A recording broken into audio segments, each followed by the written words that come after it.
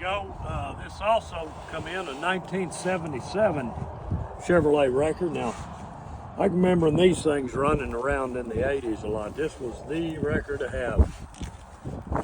77 Silverado 350. Man, this hood doesn't even have any brakes in it, no kinks. It's really hard to find on these 73 to 80 trucks. This thing has been parked since 1997.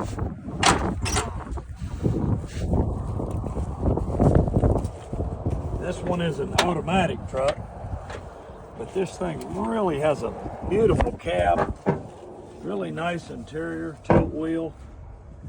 This truck needs to be